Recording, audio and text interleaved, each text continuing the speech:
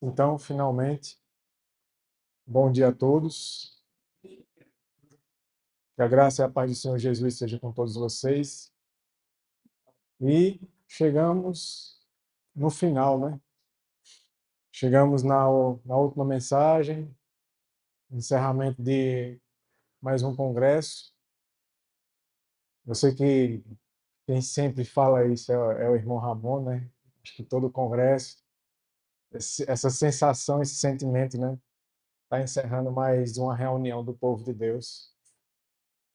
Deus queira que, se houver tempo, ocorra outro, mas se não houver tempo, Deus seja louvado também.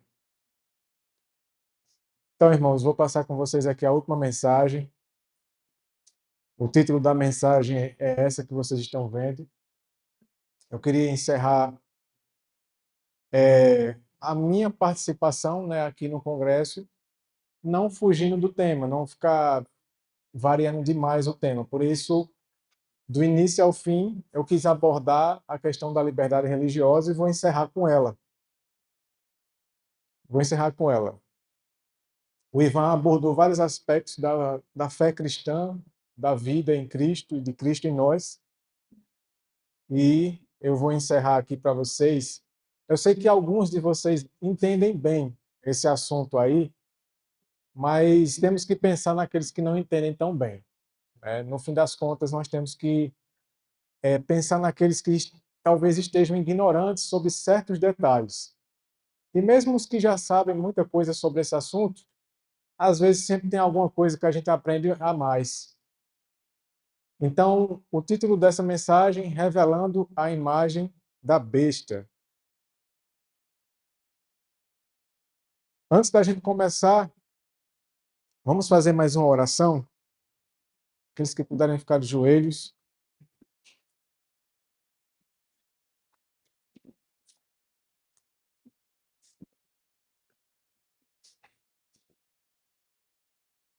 Oremos. Santo Deus, eterno Pai, em nome do Senhor Jesus, nós te oramos. Agradecidos, meu Senhor eterno, por tudo. Obrigado por esses momentos. Os dias passaram rápidos, as horas se passaram rápidas. Foram momentos felizes, abençoados e de muito aprendizado. Que todos aqui, espero no Senhor, saiam não como vieram, voltem não como chegaram aqui, mas mais forte que foi apresentado. Ainda há muita coisa a se aprender nas nossas vidas e a desaprender também. E só o Senhor pode nos ajudar nisso.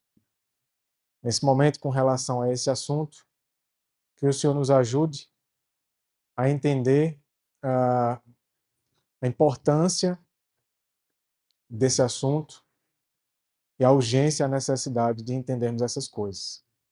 Porque podemos estar caindo em algumas dessas coisas, envolvidos com algumas dessas coisas, às vezes inocentemente. E caso não seja esse o nosso caso, mas podemos conhecer pessoas que estão trilhando esse caminho, porque não sabem para onde estão indo, porque talvez não tenha quem diga a elas. E agora temos a luz, e então o Senhor agora quer nos usar, e que possamos nos permitir ser usados pelo Senhor para espalhar essa luz por aí. Acima de tudo, a vivê-la, permitir que ela se cumpra em nós, e então poder compartilhar com outros.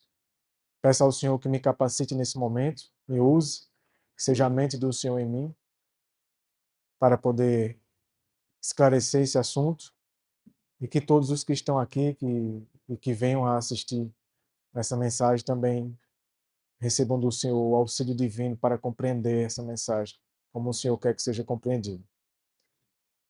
E que tudo isso, meu Deus, santifique nossas vidas.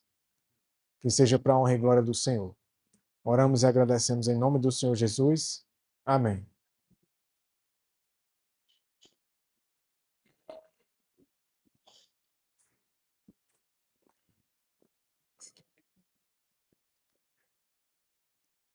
Irmãos, sem profecia, o que é que acontece com o povo? Recentemente que eu falo esse ano, né? Teve uma pessoa, ela é considerada como pastora, né? Só que nós não consideramos, não existe isso para Deus, né? Considerada como pastora e da Igreja Adventista, só que lá nos Estados Unidos. E ela fez uma palestra dizendo que deveríamos parar com essas mensagens de profecia, com os seminários, né, de profecia, Daniel, Apocalipse, essas coisas. Temos que pensar mais nas famílias, temos que pensar mais na nossa vida. A impressão que se passou. Então eu paro para pensar, mas não foi o próprio Deus quem deu as profecias? Então eu uso Deus para anular o próprio Deus. Eu coloco uma mensagem contra a outra. E eu estava conversando com o irmão Ramon, que é interessante que a proposta do domingo é pelas famílias, né? Reunir as famílias é uma proposta bonita, né? É uma proposta bem convidativa. Reunir a família, ter mais tempo com os filhos, ir para a natureza, bem parecido com o sábado. Ir para a igreja, descansar, ter mais tempo com Deus.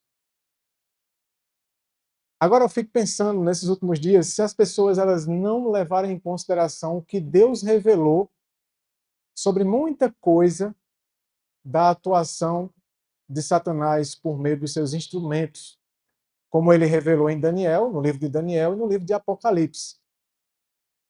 Vai chegar um ponto que eu penso que até muitos adventistas, porque, vamos ser sinceros, talvez você conheça alguém assim. Existe uma classe, em todas as igrejas, não só adventistas, mas existe uma classe que não gosta de profecias. Existe uma classe que não gosta de mensagens fortes. Só quer ouvir sobre o amor de Cristo, só quer ouvir sobre união, mensagens suaves, sobre família e tudo mais. Não dia daquilo. Então imagine se isso acontece entre nós. E começa a se comemorar dia disso e dia daquilo no sábado. Não seria o mesmo princípio do domingo? Não estaríamos guardando sábados e festas, igual como no domingo? E aí vai sendo habituado, o povo vai sendo habituado, vai sendo habituado.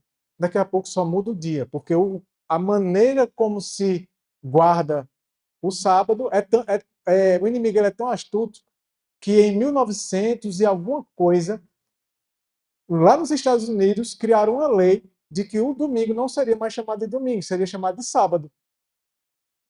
E todos os vídeos que eu tenho aqui, recentemente, quando eles falam do domingo, eles chamam sábado. Só que é o sábado do primeiro dia da semana. Justamente para ir habituando o povo, a ir se acostumando, se acostumando. Para que não cheguem ao ponto deles precisarem usar o que a gente vai ler aqui. Então, vamos lá. Nós sabemos que antes, as últimas cartadas do inimigo será os protestantes e o governo dos Estados Unidos. O papado vai estar meio que nas sombras, nos bastidores. Nós devemos prestar mais atenção no que está acontecendo lá. Mas eles vão fazer uma imagem a quem? Ao papado. Eles vão fazer uma cópia do que é o papado. E tem um texto que a gente vai ler aqui, não sei se vai dar tempo, que Ellen White vai dizer, para você saber o que é a imagem da besta, você precisa saber qual é a besta, quem é a besta, qual é a mente dela, quais são os princípios dela. Então, é isso que a gente vai começar a ver agora. Papa Leão XIV dará continuidade ao trabalho do Papa Leão XIII. Não é à toa que ele escolheu esse nome de guerra, né? Ele adotou esse nome de guerra. Esse é um nome de guerra. E ele adotou porque ele crê e quer dar continuidade no que o Papa Leão XIII começou, lá no passado. E está aí o Papa Leão XIV. Bem sereno, né? Uma figura bem serena, bem mansa.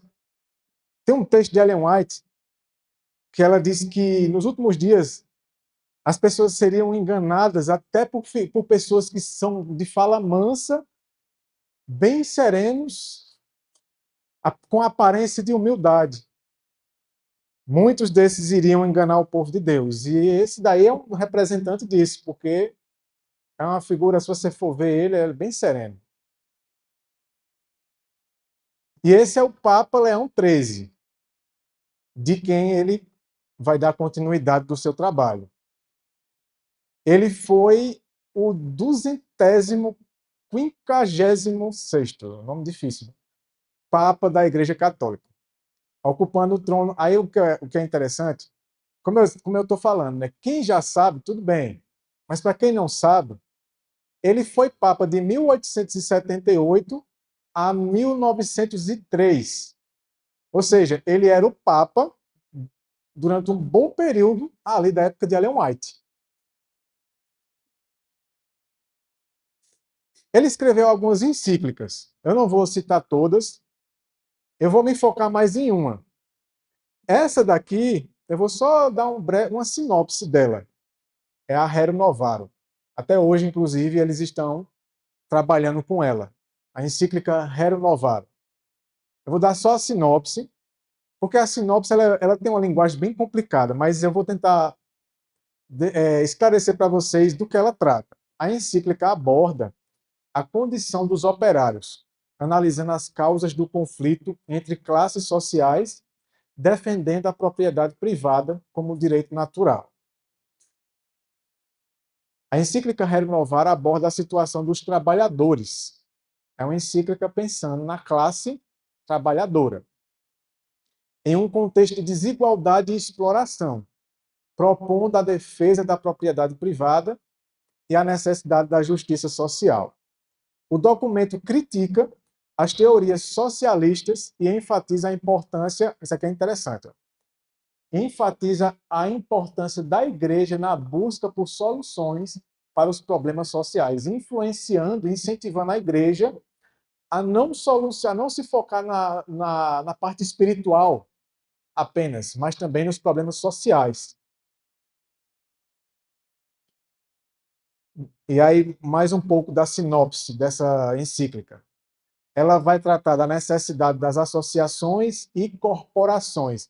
Irmãos, me digam uma outra palavra para associações e corporações trabalhistas. Sindicatos. Então, esses sindicatos são essenciais, segundo essa encíclica dele, para promover a solidariedade e a ajuda mútua entre os trabalhadores. Ele vai trabalhar muito nessas questões de sindicatos aqui nessa encíclica. Elas devem ser organizadas de forma a garantir o bem-estar e a dignidade dos seus membros. As corporações, que são os sindicatos, devem focar no aperfeiçoamento moral e religioso. Então, ele influencia que os sindicatos trabalhistas se envolvam até com a religião, coisa que não tem nada a ver uma coisa com a outra. A solidariedade e a ajuda mútua são fundamentais para a prosperidade dos trabalhadores. O Estado, o governo, deve proteger as associações, ou seja, o governo deve proteger os sindicatos trabalhistas, sem interferir em sua administração interna. Ok, o que a Ellen White fala sobre os sindicatos? O que é que tem de importante nisso? Ela diz assim, ó, os sindicatos serão um dos instrumentos, não será o instrumento ou o principal, mas vai fazer parte. Um dos instrumentos que trarão um tempo de angústia como nunca houve desde que houve nação. Então vai ser um dos instrumentos que vai trazer esse tempo de angústia. Veja o que ela diz aqui, ó. Essas organizações estão atadas por votos que não devem ser quebrados por nenhum de seus membros. Como resultado, poucos se atrevem a agir de acordo com o quê? Com seus próprios julgamentos e consciência. Eles não se atrevem a agir com sua própria consciência. A consciência deles é controlada pelos sindicatos. E esses sindicatos, nessa carta, nessa encíclica, vai chegar um momento que ele vai falar do domingo, de que os sindicatos devem lutar para que o domingo seja oficialmente um dia de repouso, que não haja trabalho. Atualmente existe uma pessoa, um ministro lá do governo de Trump, que foi inclusive votado e ele venceu lá na votação, semana retrasada, se não me engano, para ser um dos ministros da área do trabalho lá nos Estados Unidos. E ele é uma das pessoas que escreveu um dos capítulos do projeto 2025, que fala sobre os sindicatos e sobre os direitos trabalhistas, e lá está o domingo. E lá está o domingo. E ele diz numa entrevista que eles vão incentivar a não ser trabalhado mais no domingo. E para começar, o que é que eles vão fazer? Eles vão fazer com que lá nos Estados Unidos, cada hora trabalhada no domingo, o empresário, o patrão, vai ter que pagar uma hora extra. Então, vão sair no prejuízo. E aí, o que é que vai acontecer? Vai chegar um momento que eles vão dizer, não, não tem condição. O indivíduo ele já recebe mesmo sem trabalhar no domingo. A gente ainda vai, para ele vir para cá, é como se fosse pagar 2 domingos para ele. Então, o que é que vai acontecer?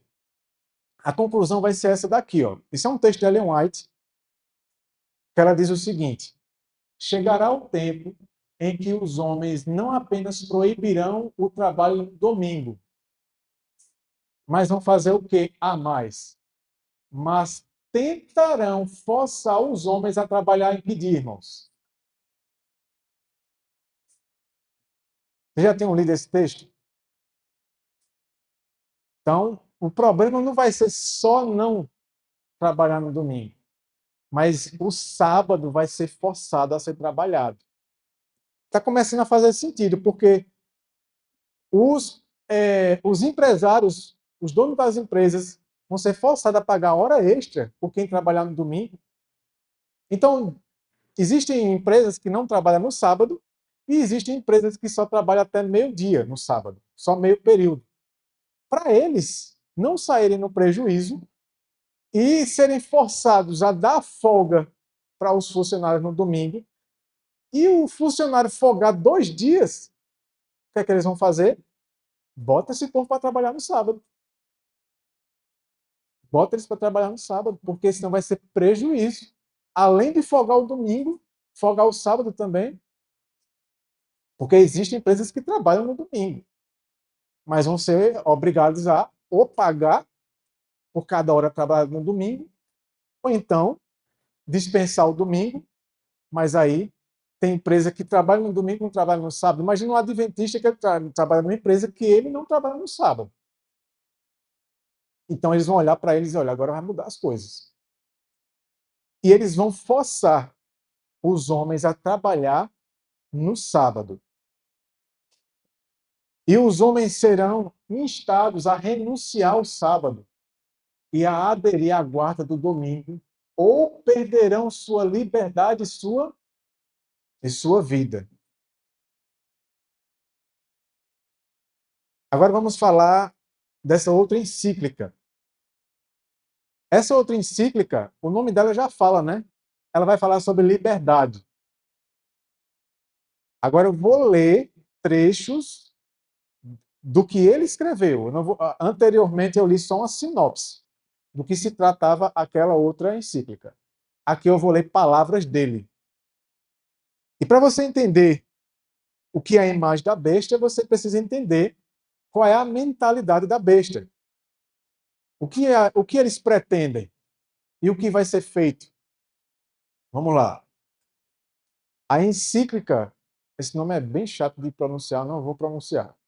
De Leão XIII, discute a liberdade humana, sua natureza e a relação com a igreja. Então ele vai falar o que eles pensam com relação à liberdade. Vamos lá. Agora, está tudo entre parênteses aqui, é tudo palavra dele. Primeiramente, a propósito dos indivíduos, examinemos esta liberdade tão contrária à virtude da religião. Qual liberdade ele está falando aí? A liberdade de culto. Ele aqui está dizendo o seguinte, olha, vamos falar sobre essa liberdade tão contrária à virtude da religião. Que religião é essa aqui que ele deve estar mencionando, irmãos? Na mente dele. A católica. Ele diz que a liberdade de culto é contrária à religião deles. Como lhe chamam? Liberdade que se baseia no princípio de que é lícito a cada qual professar a religião que mais lhe agrade. Então, ele não concorda com isso aqui, ó, que cada um professe a religião que lhe agrade e preste culto a Deus de acordo com a sua escolha e com a sua consciência. Ele não concorda. Para ele isso não existe. Isso é contrário à verdadeira religião, a religião que ele considera verdadeira.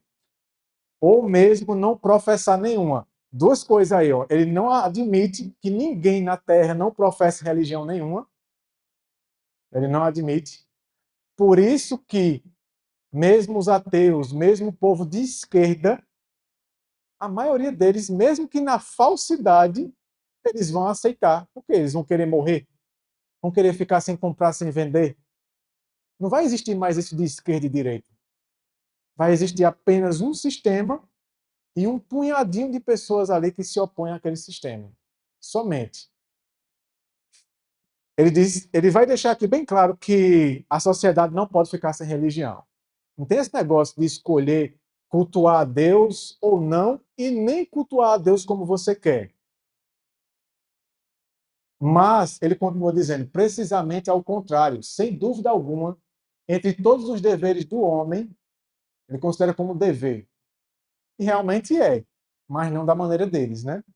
O maior e o mais santo dos deveres, né, é aquele que ordena ao homem que renda a Deus um culto de piedade e de religião.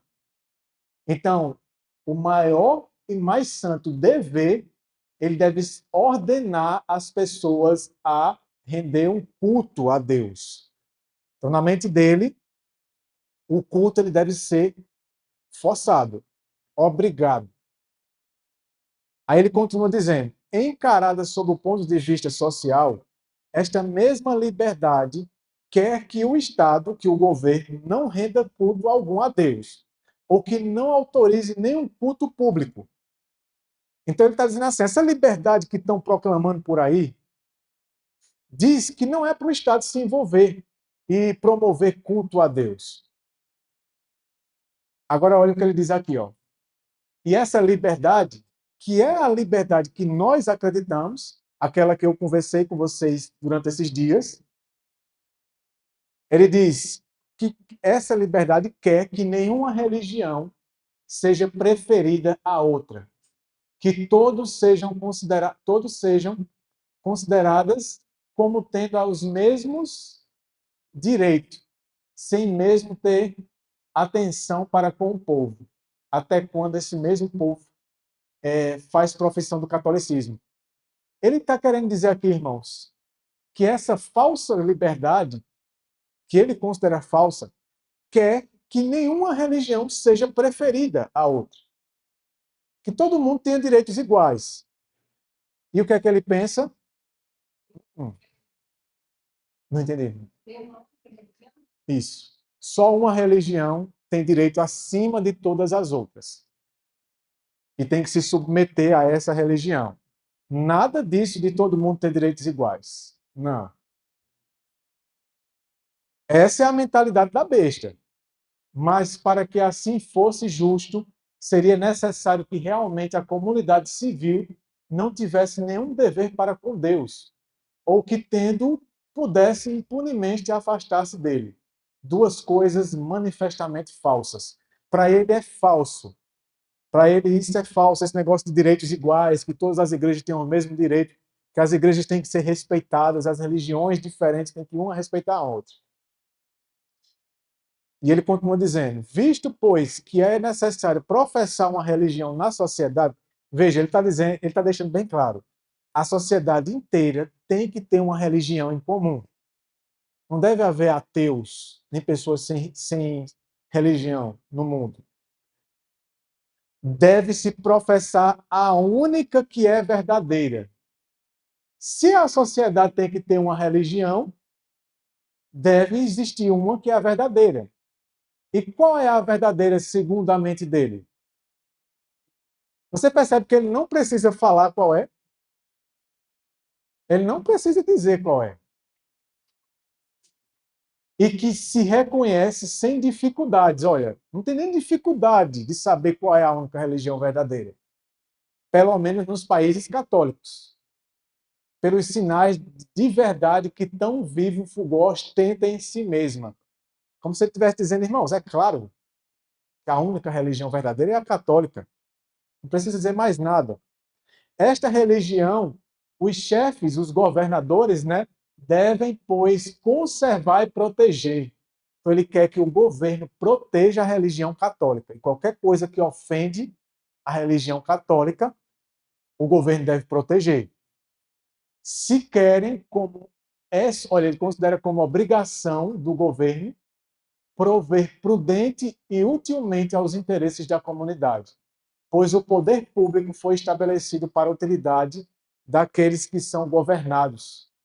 E conquanto ele não tenha por fim próximo, senão conduzir os cidadãos à prosperidade dessa vida terrestre, é, contudo, para ele, para o governo, um dever não diminuir, mas, pelo contrário, aumentar para o homem a faculdade de atingir esse bem supremo e soberano, no qual consiste a eterna felicidade dos homens, o que se torna impossível sem religião. Ele está deixando bem claro que o avanço, o desenvolvimento da sociedade precisa de religião. O governo tem que implementar uma religião no mundo. Não pode a sociedade viver sem religião, porque senão ela vai de mal a pior. É isso que ele está dizendo. Isso aqui é o absurdo dessa carta, dessa encíclica. Preste atenção no que ele vai dizer agora. É muito ilegal. O que é uma coisa ilegal, irmãos? Fora da lei. Uma coisa injusta, né? É uma coisa errada. Então, para ele, é fora da lei, é errado exigir, defender ou conceder o quê? Liberdade incondicional de quê? De pensamento, ou fala, ou de escrever, ou de adoração. Como se estes fossem tantos direitos dados pela natureza ao homem. Então, para ele, isso não é um direito do homem. Ele não enxerga isso como direito. Direito de você ter a liberdade de pensar, de falar, de escrever ou de adorar. Para ele, é ilegal. E uma coisa ilegal, ela tem que ser o quê? Uma coisa que é uma transgressão da lei, ela tem que ser o quê? Tem que ser punida. Tem que haver uma punição para isso. Como ele ainda não tem o poder que ele tinha, ele só consegue falar, né? É por isso que os homens estão buscando o apoio do poder civil, porque eles não querem só ameaçar de boca. Porque a ameaça de boca, o intimidar, algumas pessoas cedem, mas outras não. E eles querem que todo mundo ceda. Porque eles sabem que a maioria das pessoas não querem sofrer, não querem ser privados dos seus direitos de ir e vir, de comprar e de vender. Eles sabem disso. E por isso ele trata a liberdade incondicional. Ou seja, tem que haver uma condição para essa liberdade aí. Isso aí é a mente da besta. E agora continuemos essas considerações a respeito da liberdade de exprimir pela palavra ou pela imprensa tudo o que se quiser.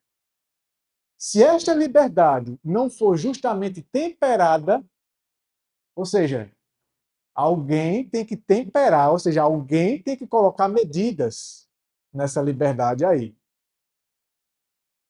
Se ultrapassar os devidos limites, irmão, quem é que põe esses limites aí?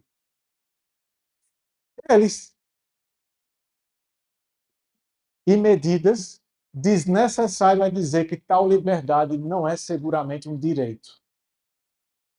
Então, para eles, não existe isso de direito, da liberdade. Isso que a gente estudou esses dias, que eu mostrei para vocês, ele repudia. Eles odeiam isso. Ele continua: a verdade e o bem há o direito de os propagar no governo. O governo tem que propagar a verdade e o bem, com a liberdade prudente, a fim de que possam aproveitar o maior número. Agora, preste atenção no que ele vai falar agora. Mas as doutrinas mentirosas, que são para o espírito uma peste mais fatal, irmãos, quais são essas doutrinas mentirosas? São as doutrinas católicas? Não, para ele, né? E como ele considera as doutrinas mentirosas? Uma peste fatal. O que foi que eles fizeram quando uma peste se propagou há poucos anos atrás? Uma praga se propagou na humanidade. Começaram a agir. Então, imagine se eles considerarem as falsas doutrinas como um vírus. Como foi considerado o Covid? Eles vão ter que tomar medidas. Porque para ele, olha o que ele vai dizer aqui, ó. Assim como o que, irmãos? Assim como drogas.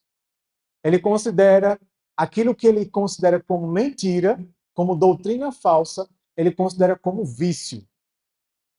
Assim como os vícios que corrompem o coração e os costumes, é justo que a autoridade pública empregue toda a sua solicitude para o quê? Para os reprimir, a fim de impedir que o mal alaste para a ruína da sociedade. Em outras palavras, a polícia, os poderes militar e a justiça civil têm que reprimir as falsas doutrinas. Como uma droga que vicia e acaba a vida de alguém. Assim como a polícia ela apreende e prende quem contrabanda, quem vende drogas, quem pregar aquilo que eles determinam como mentira, devem ser presos. Porque para eles é igual uma droga que vicia.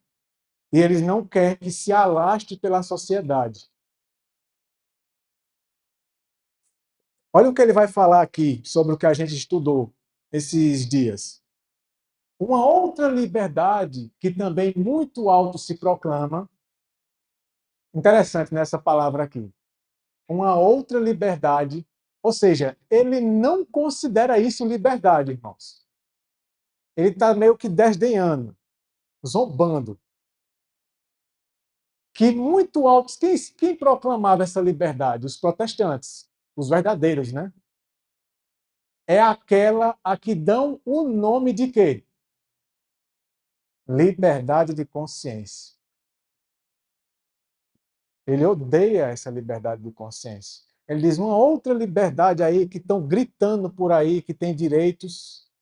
É uma tal de liberdade de consciência. Ah, maldição. Imagina um ódio que esses homens não têm disso aí. Aí ele diz assim, ó, se por isso se entende, ou seja, se entende que liberdade de consciência é que cada um pode, indiferentemente a seu bel prazer, prestar ou deixar de prestar culto a Deus, os argumentos acima apresentados bastam para a sua refutação. Ou seja, tudo o que ele falou contra a liberdade aplica-se também a essa liberdade aqui. Se é para prestar culto a Deus, como você bem entende, então, o mesmo que ele já falou antes das outras coisas, ele fala sobre essa liberdade também. Destas considerações segue-se, portanto, que de nenhum modo é permitido, olha, de nenhum modo é permitido pedir, defender, ele repete, isso é uma repetição, parece com outro texto que eu li, mas ele está repetindo. Não é permitido pedir, defender ou conceder sem discernimento. Agora, quem é que determina esse discernimento aqui? Eles. Sem discernimento, a liberdade de pensamento, de imprensa. Olha só o que é que entrou aqui agora. Até o homeschooling, né? De ensino e de religião. Como se fossem outros tantos direitos que a natureza conferisse ao homem. Ele fica repetindo, que é para deixar bem claro o repúdio que ele tem, o ódio que ele tem contra a liberdade de consciência. Se é para ensinar o que vocês bem entendem, publicar o que vocês bem entendem e viver a religião da maneira como vocês bem entendem. Existe um documentário do Brasil Paralelo. Alguns devem conhecer, outros não. O nome do documentário é Os Donos da Verdade. É muito interessante esse documentário. Ele está no YouTube. Os Donos da Verdade. Eles vão mostrar como que o sistema controla o que pode ser publicado na internet e o que não pode. As palavras que podem ser postadas na internet, principalmente no YouTube, eles mostram como eles começaram a controlar o YouTube, como eles conseguem derrubar canais, como eles conseguem restringir a visibilidade de um vídeo, fazendo com que o vídeo não chegue às pessoas. É muito interessante. Eles analisam o que está sendo dito ali no vídeo para saber se alguma coisa que está sendo dita não desmascara a corrupção deles, não denuncia eles, e então eles, com o algoritmo deles, conseguem restringir o vídeo do YouTube e de algumas outras plataformas. E às vezes a gente pensa assim, rapaz, um assunto tão bom desse, com tão pouca visualização, e poderia ter chegado a mais pessoas, mas eles têm um sistema que eles restringem. E muitas vezes até derrubam o vídeo, faz com que o vídeo quase ninguém consiga ver. E isso serve também para publicações em sites e redes sociais também. Só que isso está piorando. Isso está piorando. Piorando e piorando. Ainda não está tão severo. Mas o caminho é esse aí, ó.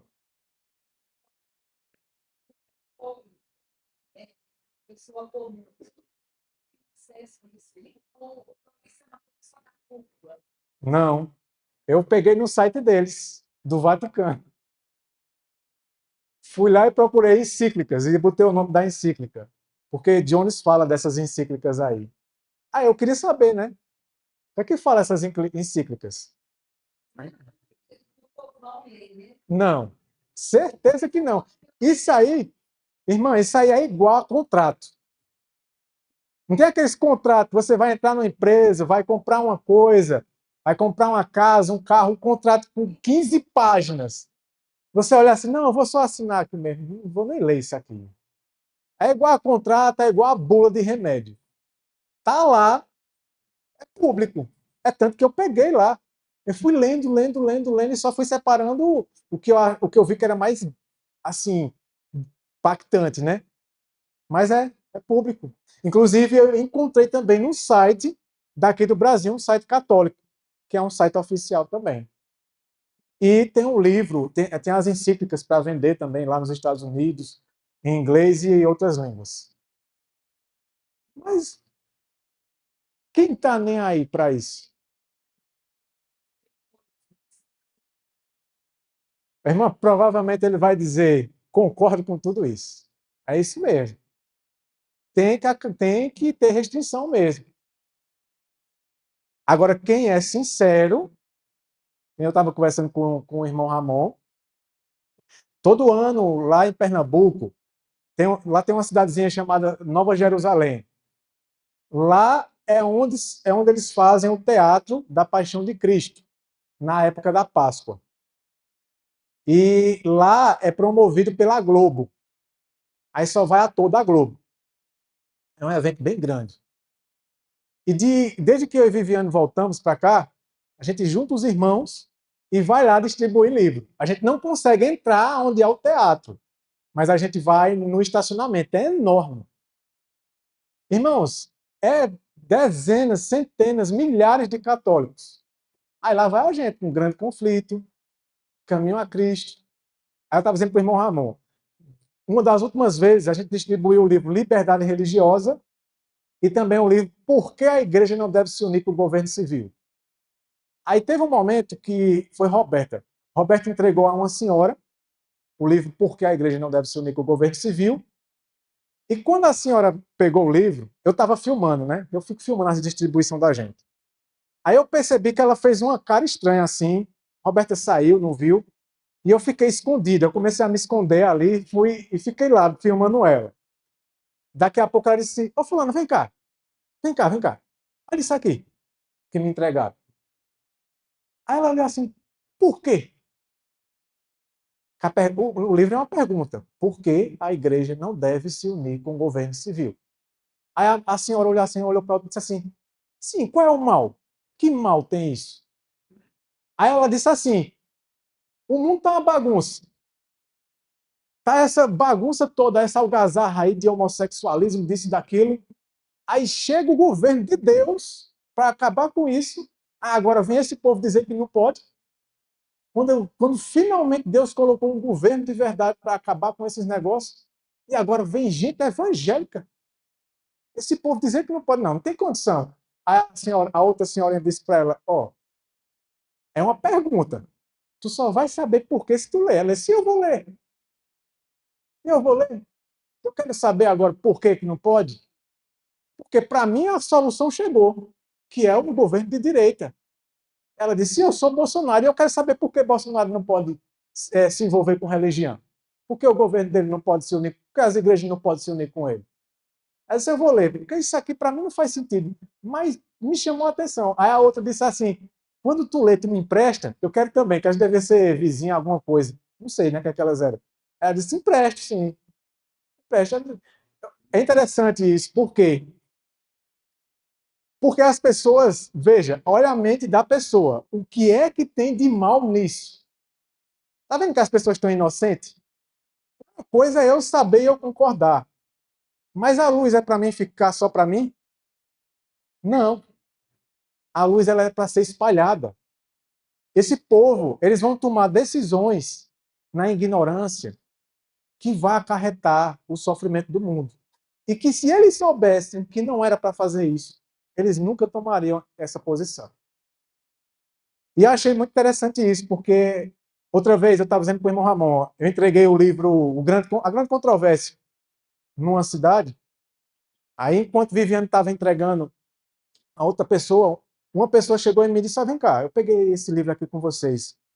Aí ela disse assim: se trata de quê aqui? Porque eu vi, olhei a sinopse aqui e eu percebi que está falando aqui de perseguição e tudo. É o quê? Aí eu disse a ela: ó, você concorda que a religião de outra igreja deva ser imposta a você, deva ser forçada a você? Você concorda que uma religião, que uma igreja, ou que o governo force você a adorar da maneira como eles querem, ela fez, nunca que eu vou concordar com uma coisa dessa. Aí eu disse, você já ouviu falar da Idade Média, da Idade das Trevas? Como a igreja fazia? Ela disse, que igreja?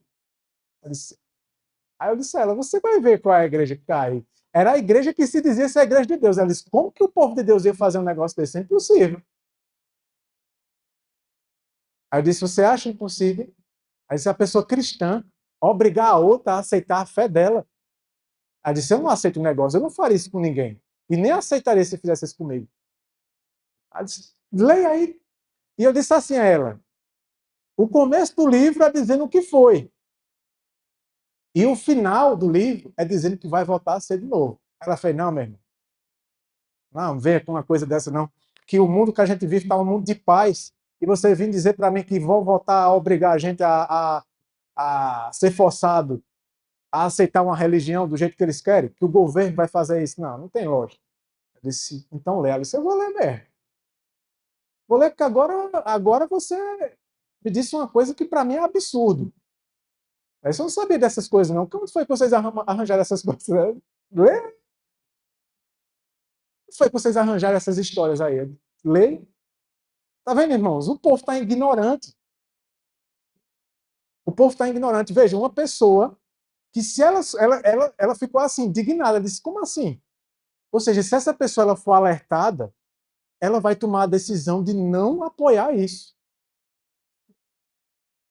E essas pessoas, vai chegar um momento que elas vão querer saber para onde é que eu vou agora, porque eu não concordo com isso. Eu não concordo com essa imposição, com essa ditadura. Tem que ter alguém nesse mundo que não concorda também com isso. Tem que ter um povo, alguma igreja, alguém. E quem? Quem serão os que essas pessoas vão procurar? Na época das colônias, quando eles chegam na América do Norte, pouco tempo depois, os próprios protestantes, isso está lá no capítulo 16 do Grande Conflito, os próprios protestantes começaram a perseguir eles mesmos. A hipocrisia, né? O indivíduo é perseguido por um grande, quando se liberta da perseguição, vai perseguir um menor do que ele. E aí surgiu um tal de Roger Williams. Roger Williams, para mim, é um personagem tremendo. É um herói da fé. E ele, é interessante que todo mundo gostava dele. Todo mundo gostava dele. Leia o capítulo 16. Todo mundo gostava dele. Disse que ele era muito, assim, querido. As pregações, ele era muito fervoroso. E tinha muita autoridade quando ele falava. Mas no dia que ele resolveu falar de liberdade religiosa, foi que nem o irmão Ramon disse, rapaz, eu tenho uns vizinhos aqui que são tudo gente boa, gosta de mim, eu tenho uma amizade, eu não imagino, eu não consigo imaginar uma pessoa dessa se tornando minha inimiga. E aí Ellen White diz que aqueles que reverenciavam ele gostavam tanto das mensagens dele, gostavam no dia que ele falou de liberdade de consciência, ele falou liberdade religiosa, aí a coisa mudou. Aí disse, opa, peraí, aí você já ultrapassou o limite da coisa. Ele arranjou uma confusão, porque ele dizia, olha, irmãos, ninguém chegou à luz completa. Nós ainda temos muito que aprender. E querer ditar doutrinas e fincar a estaca e dizer, é isso aqui, pronto. Nunca que Deus vai conseguir nos ajudar a ir além, a aprender mais. Porque nós estamos determinando. Nós estamos dizendo para Deus, eu só quero aceitar isso aqui e acabou. Roger Williams dizia isso para eles. E o que foi que aconteceu? Começaram a perseguir Roger Williams. Roger Williams foi-se embora, atravessou uma boa parte do continente até encontrar um local que não tinha ninguém, tinha só uns índios lá, e lá ele formou a colônia dele. E lá ele formou o estado dele, que era o estado de onde vem a primeira Constituição da América, que fala sobre liberdade civil e religiosa. Aí o curioso disso é assim, que eu estava dizendo ao irmão Ramon, é que toda pessoa que era perseguida lá nas colônias, quando era forçada a ter que aceitar uma doutrina ou uma das igrejas lá, um dos movimentos lá, essas pessoas elas ficavam sem saber para onde ir, porque elas não concordavam com uma religião ditadora. Elas não concordavam. Até que alguém descobriu a colônia de Roger Williams e foi dizer para os outros: ó, existe um lugar onde a gente pode viver a nossa religião da maneira como nós cremos, sem ser coagido. E aí disseram: aonde? Aí levava eles lá para Roger Williams, lá para a colônia dele. E lá é dito que Roger Williams tratava eles com muito carinho, respeitava muito eles, e mesmo as pessoas que pensavam diferente das crenças de Roger Williams, com o testemunho de Roger Williams, começaram a querer saber o que é que ele cria, por que ele cria daquele jeito. E quando elas discordavam dele, ele não atacava, ele tratava com respeito. E isso foi quebrando o coração delas, a ponto delas começarem a, com o testemunho dele, com as atitudes dele, começarem a se unir à crença dele. E isso vai acontecer de novo. Porque vai chegar um dia que as pessoas vão dizer: não concordo com isso, para onde eu vou? Com quem eu vou me juntar? Será que não existe ninguém que está percebendo isso? Nesse livro aqui, irmãos, a Conferência Geral de 95, nós publicamos, a editora Missionários publicou esse aí. É a de 95. Os primeiros capítulos, Jones vai falar muito sobre isso. Nos primeiros capítulos é Jones atualizando o povo, mostrando como que estava a situação lá. E aqui Jones diz o seguinte: declaração no Herald de 7 de setembro é feita por Catherine Conway. Isso é uma católica. Seu artigo era intitulado Fazendo a América Católica. E ela disse isso. Ele cita aqui um artigo, né, de uma católica em um jornal católico. E a mulher católica dizia assim: sua missão, a do Papa Leão XIII, é tornar o quê? A América Católica. É tornar a América Católica. Uma carta de Roma, datada de 14 de outubro de 94, 1894, impressa num jornal que se chama Padrão Católico, de 3 de novembro de 1894, diz assim: os Estados Unidos da América, pode-se dizer sem exagero, tem sido o principal pensamento de Leão XIII no governo da Igreja Católica. Veja, nessa época era o que ele mais pensava. Ele almejava ter o controle da América e tornar a América católica. Tudo isso já está profetizado que ia acontecer. Há poucos dias, Leão XIII disse, em sua recepção a um eminente americano: os Estados Unidos são o futuro. Estamos constantemente pensando neles. Não é à toa, né, que deram a vitória e a glória para os Estados Unidos durante a Segunda Guerra Mundial. Quando você vai ouvir a história da Segunda Guerra Mundial, é tudo tão assim combinado para, no fim das contas, tornar os Estados Unidos uma grande potência, que não faz nem sentido. Eu assisti vários documentários e sempre que eu chegava no final, eu dizia: não, os Estados Unidos não merecia esse mérito nisso aí. Tudo aí foi armado. Tudo foi armado. Então, o futuro é os Estados Unidos. Por quê? Porque é o único país que, na sua Constituição, tem o princípio da liberdade religiosa. É o único país que tem isso. E é formado por protestantes. Foi colonizado pelos protestantes, não pelos jesuítas. Na primeira metade de seu reinado, Leão XIII pacificou, apaziguou, curou. Ele começou como um leãozinho mansinho, né? Ele tinha dito, ele tinha sido Papa da Paz e do Descanso. Depois de assinar essa carta, aí falando da Rerum Novarum, ele se tornou Papa da Ação. Mas como criar esse novo padrão eclesiástico? Esse padrão eclesiástico é o padrão americano. É a democracia americana, com liberdade. O Congresso não fará... Isso aqui é Jones citando a Constituição. O Congresso não fará nenhuma lei respeitando um estabelecimento de religião ou proibindo o seu livre exercício. Leão, o Papa Leão, fez a descoberta de que o papado pode ser imposto a este país de todas as maneiras possíveis e por todos os meios possíveis, e que o Congresso está proibido de legislar de qualquer maneira para impedir isso. Foi que o Papa Leão descobriu que o governo dos Estados Unidos não pode estabelecer uma religião, mas também não pode proibir. E aí o Papa olhou, claro, não é Satanás na cabeça dele. Interessante, isso é uma brecha. Ele não pode proibir que os católicos, que a Igreja Católica, exerça sua religião aqui nesse país.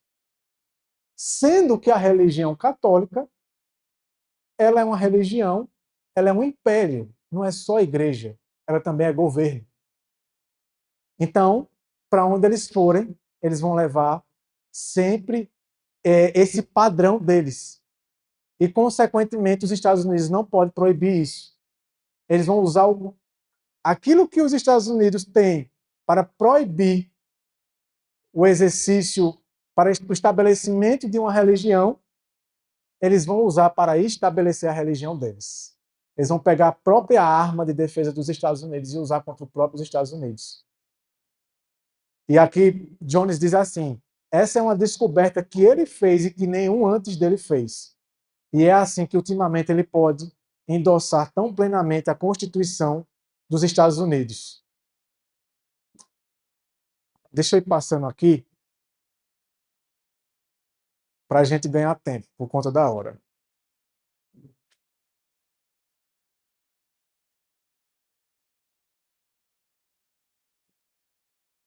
O que eu passei de Jones ali é tudo falando sobre como o Papa vai estar trabalhando nos Estados Unidos para unir a igreja e o Estado. E esse Papa aqui escreveu em uma encíclica isso aqui, ó: separar a igreja do Estado é uma ideia absolutamente fatal para ambos. Então, para ele, separar as duas coisas é fatal. A religião não é prejudicial ao governo, mas sua aliada mais poderosa.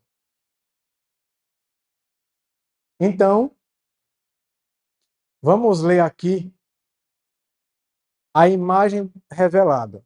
Irmãos, vocês acham que a imagem da besta ela ainda vai se formar? Oh, quem conhece essa informação não fala. Deixa que quem não conhece, ou melhor, né? Quem a gente acha que não conhece, talvez. Eu sei que alguns aqui sabem disso. Aí não tem graça, né? Falar. Vocês acham que a imagem da besta vai ser formada ou já foi formada? Já foi? Vocês sabem que muitos adventistas estão esperando que isso ainda aconteça.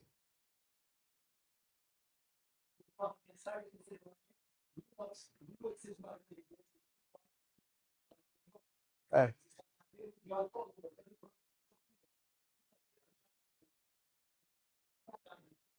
É, é aquela história, né? Enquanto as pessoas estão chegando na festa, a pessoa já está saindo. Enquanto muitos adventistas estão começando a chegar, o Papa já está indo embora, já fez o estrago, passa pelas pessoas, assim, as pessoas nem sabem o que foi que ele fez. Não preciso. Isso aqui está na conferência de 95 também. A mensagem do terceiro ano de 95. Jones diz assim: não preciso me propor a dar uma definição detalhada do que é a imagem da besta. Todos sabemos bem que é o poder da igreja usando o governo, o poder civil, para os propósitos da igreja. É isso.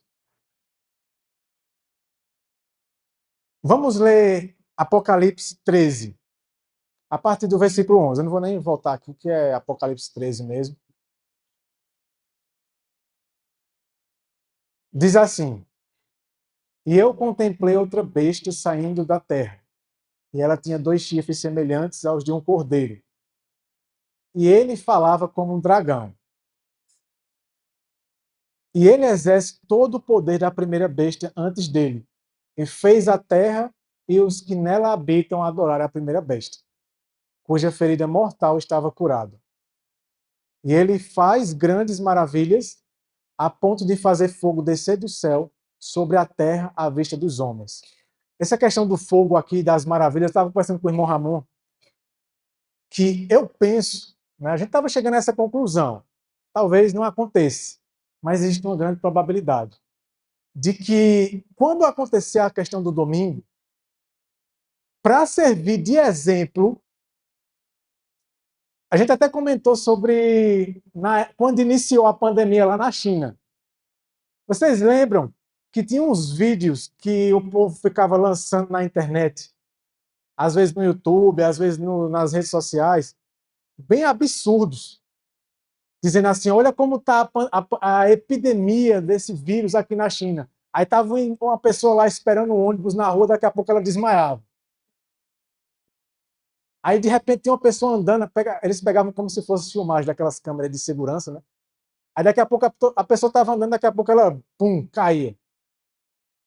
E aí gerou-se um terror, né? Meu Deus, se esse negócio chegar aqui, a pessoa está andando, daqui a pouco a pessoa cai e morre, do nada.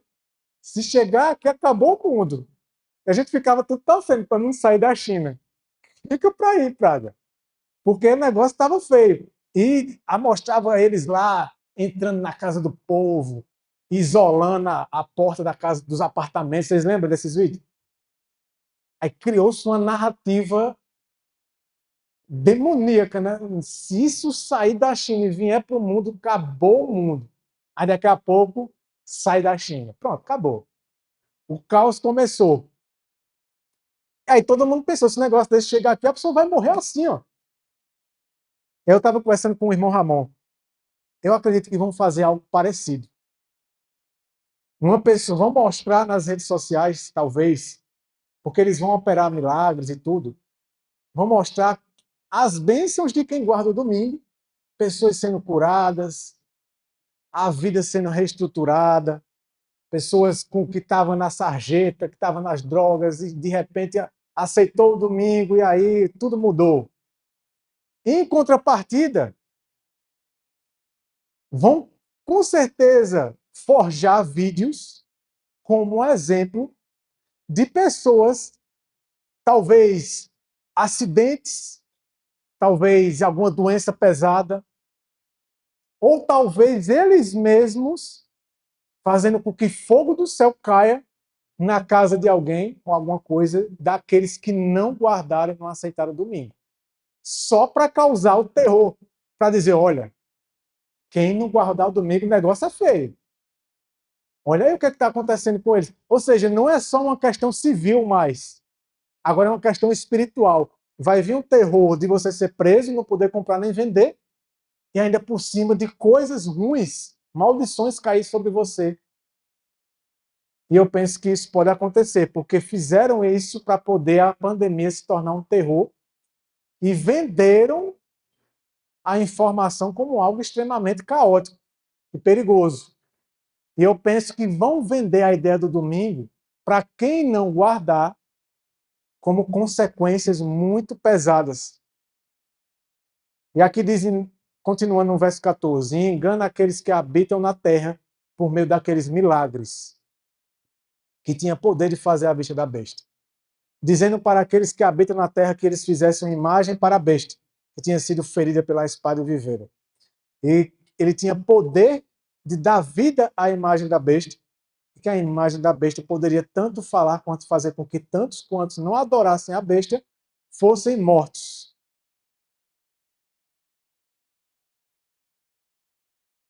E ele fez com que todos, aí todo tipo de gente, né, recebesse uma marca em sua mão direita ou em suas testas, consciente, e na mão aqueles que vão pela força.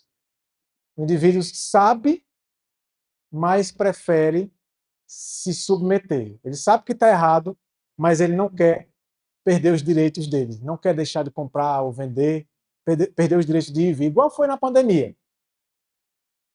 Quantas pessoas a gente não conheceu, falo por mim, Viviane, né?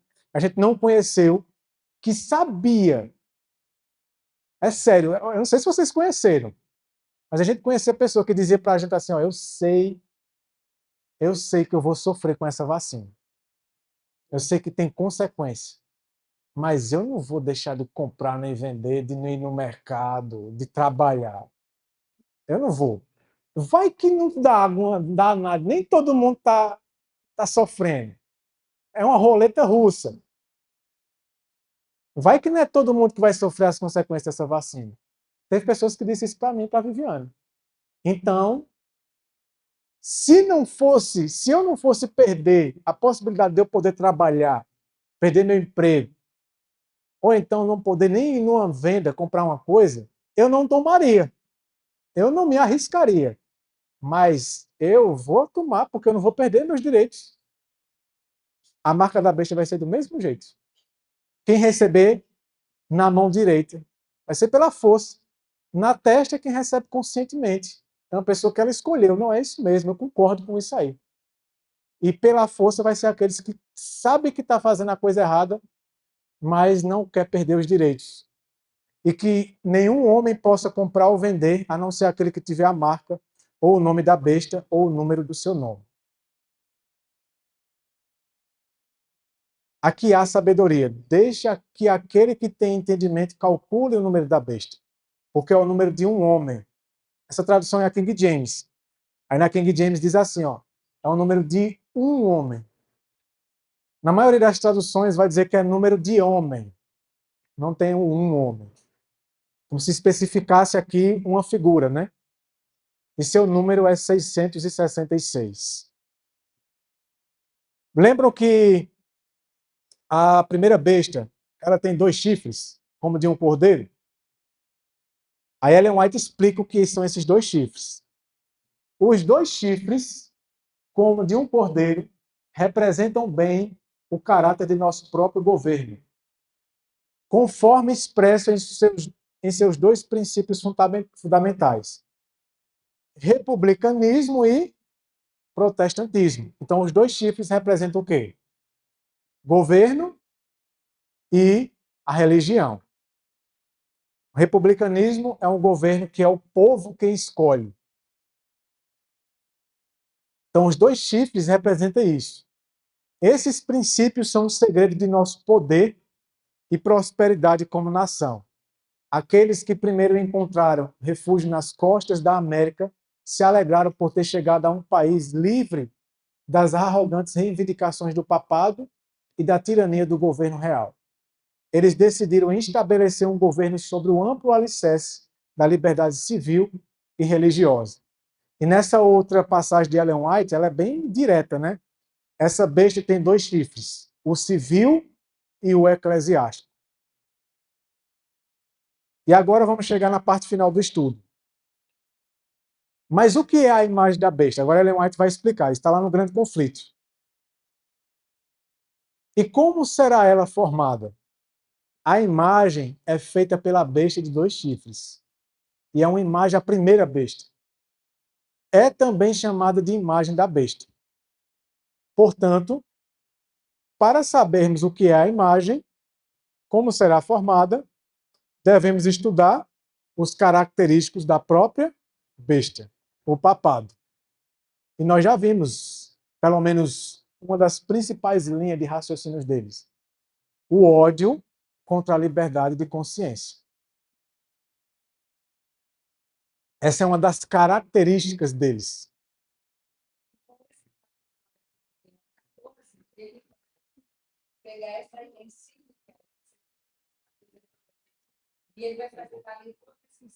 Com certeza. Com certeza. E isso quem. Sim. E isso quem vai. Quem ser o instrumento principal deles vai ser os Estados Unidos. Nos vídeos que a gente assistiu aqui, você viu eles dizendo que como que o homem, depois do pecado, não tem mais liberdade, então alguém tem que fazer com que ele se torne cristão. Porque eles não são incapazes de fazer, de se tornarem cristãos. E esse papel, aí ele diz, esse é o nosso papel. Ele até diz assim, as pessoas sabem sobre obediência, a gente tem que chegar nas pessoas e pregar sobre obediência a Deus. Mas não é só pregar. Não basta só pregar para as pessoas que elas têm que obedecer. Nós temos que fazê-las obedecer. Esse é o princípio deles. E é interessante que eles são calvinistas. E Calvino, ele adotou de Agostinho a teoria da depravação total. E o Papa atual também é agostiniano. Olha o que Ellen White vai dizer aí sobre as características da primeira besta. Quando se corrompeu a primitiva igreja, a igreja apostólica, né? Depois que os apóstolos morrem, é de lei, viu? É de lei. Morreu os fundadores, morreu o pioneiro do movimento, morreu aquele instrumento principal que Deus usou para levar adiante aquela luz, aquele movimento. Começa o problema. Afastando-se da simplicidade do evangelho e aceitando ritos e costumes pagãos, perdeu o espírito e o poder de Deus. E para que pudesse o quê? Governar a consciência do povo, procurou o apoio do poder secular. Quando uma igreja, quando o povo que se diz ser povo de Deus, seja de qual igreja for, procura o apoio do governo, é porque já perdeu o espírito e o poder de Deus na sua vida e quer governar a consciência dos seus membros e do povo. Aonde você vê isso, é esse mesmo espírito. Disso resultou quem? O papado. Uma igreja que dirigia o poder do Estado e o empregava para favorecer os seus próprios fins, especialmente na punição do quê? Vamos para o dicionário. Você sabe o que significa a palavra herege? Você sabe o que significa a palavra heresia? Você já chamou alguém de herege?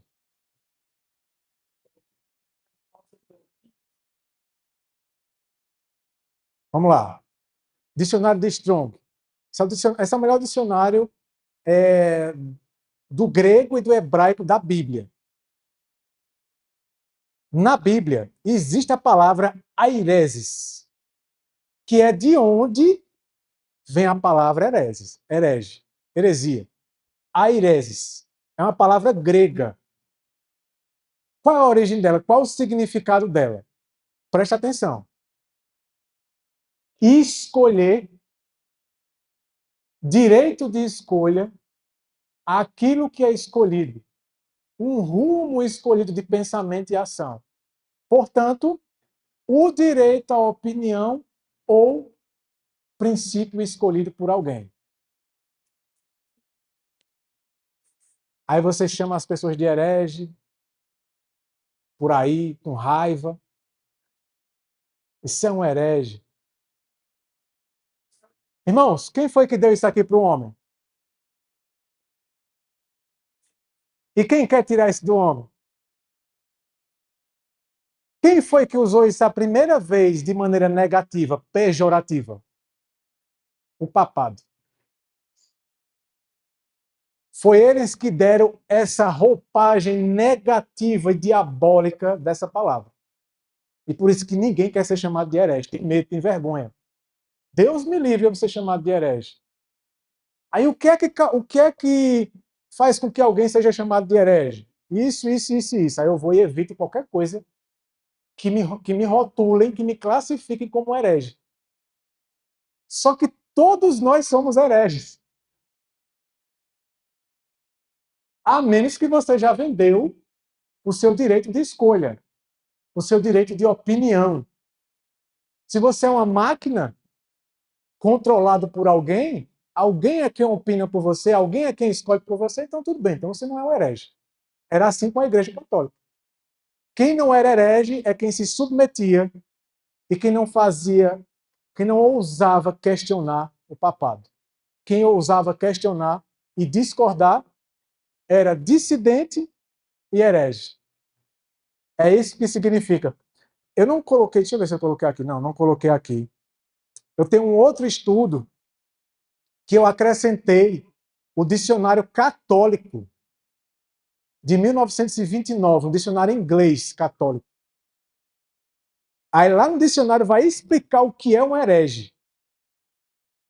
Lá vai explicar o que é um herege. Aí lá vai dizer assim, ó, olha como a Igreja Católica, ela meio que zomba da cara das pessoas. Lá ela vai dizer assim, herege é uma pessoa que tem o direito de escolher pensar diferente da outra. Só. Que mal há nisso? Que crime há nisso? Simples. Eles não aceitam isso. Mas eles é igual a questão do domingo. Eles dizem, não, o domingo não está na Bíblia. Fomos nós quem criamos. Você aceita se você quiser. Se você aceitar, você está aceitando a nossa autoridade como Deus nesse mundo. Aí os evangélicos, não, está na Bíblia e tudo. E a mesma coisa somos nós. Nós pegamos uma coisa que eles demonizaram e nós também vamos na mesma onda que eles. Falando coisas por aí que a gente nem sabe. Aireses, direito de escolha, direito de opinar. E como a própria Igreja Católica resumiu, alguém que quer escolher ou opina por uma coisa diferente da do outro. Muito simples. Só que a gente repete. Lembra do que eu falei ontem? Uma mentira repetida 1000 vezes, daqui a pouco se torna verdade. Daqui a pouco se torna verdade. Por isso que a palavra aluno significa sem luz, que é para que alguém seja a sua luz. E quem é a luz do aluno? O professor, o mestre. Você não tem direito a nada. Eu é quem vou implantar na sua mente o que você tem que pensar. A fim de formarem os Estados Unidos uma imagem à besta, o poder religioso deve a tal ponto dirigir o governo civil, que a autoridade do Estado também seja empregada pela Igreja para realizar seus próprios fins. Quando quer que a Igreja tenha obtido poder secular, empregou ela para punir a discordância às suas doutrinas. A gente até leu isso ontem. Sempre que a Igreja consegue obter o poder do governo, o apoio do governo, ela emprega para punir a discordância das suas doutrinas. Se aquela senhora católica lá da Paixão de Cristo tivesse aqui, aí quando ela lesse o livro, vai dizer, minha senhora, é isso aqui, ó, a resposta. Por que a igreja não deve se unir com o governo? Porque quando ela busca o governo, é para isso aqui, ó, para punir a discordância às suas doutrinas. E se as doutrinas delas forem falsas? E se as doutrinas delas estiverem distorcendo a palavra de Deus? Aí você vai ser obrigado a ficar com a mentira? E quem é o pai da mentira? Jones, no livro Liberdade de Consciência, diz assim. Obrigado, meu amigo. Jones, no livro de Liberdade de Consciência, diz assim: se nós não devemos ser forçados a aceitar a verdade, imagina ser forçado a aceitar a mentira.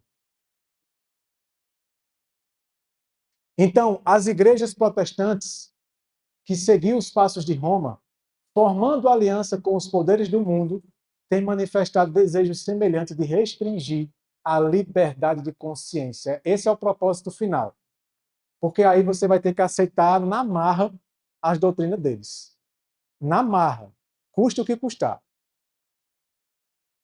Por isso que a liberdade ela tem que ser cortada, anulada. Para que você não tenha o direito de pensar, de questionar e de opinar, não aceitar aquilo ali. Dá-se um exemplo disto na prolongada perseguição aos dissidentes feita pela Igreja Anglicana durante os séculos XVI e XVII. Durante esses séculos, milhares de ministros não conformistas foram obrigados a deixar as igrejas.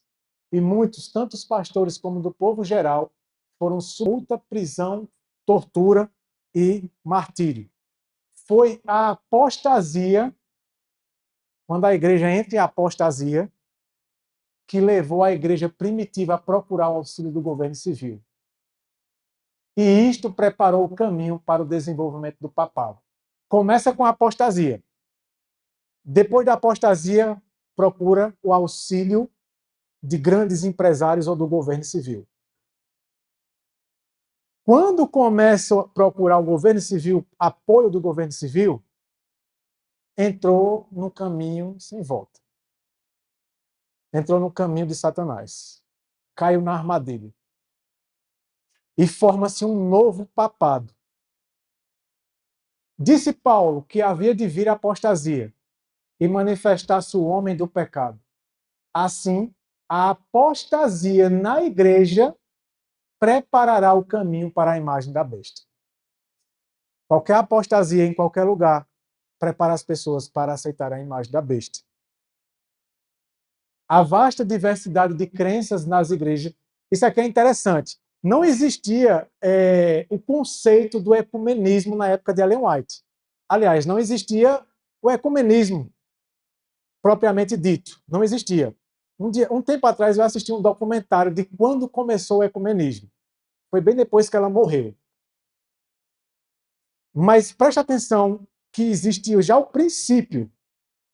A vasta diversidade de crenças nas igrejas protestantes é por muitos considerada como prova decisiva de que jamais se poderá fazer esforço algum para se conseguir uma uniformidade obrigatória. Então, devido às variedade de crenças, muitos pensam é impossível unir as igrejas. É tanto que quando a gente fala sobre isso, por exemplo, eu já falei isso em algum lugar, e teve uma pessoa que disse assim, irmão, eu não acredito nisso aí, não. Como que os judeus vão aceitar o domingo? Como que os muçulmanos vão aceitar o domingo? E outra, como que os presbiterianos e os batistas vão aceitar se unir com os mormons? Se eles consideram os mormons seita. Isso não existe, não tem condição disso acontecer. Tem pessoas que duvidam disso. Há anos, porém, que nas igrejas protestantes se vem manifestando poderoso e crescente sentimento em favor de uma união, já na época dela, viu? Baseada como? Em pontos comuns de doutrinas. Então vamos analisar quais pontos temos em comum. Isso é o que as igrejas começaram a fazer. Para conseguir tal união, deve-se necessário fazer o quê? Agora, isso aqui é sério, viu? Para se conseguir a união ecumênica, a última união para se formar uma religião comum, o que é uma das principais coisas que tem que ser feitas? Evitar toda discussão de assuntos em que não estejam todos de... Esse é o princípio que Satanás estabeleceu.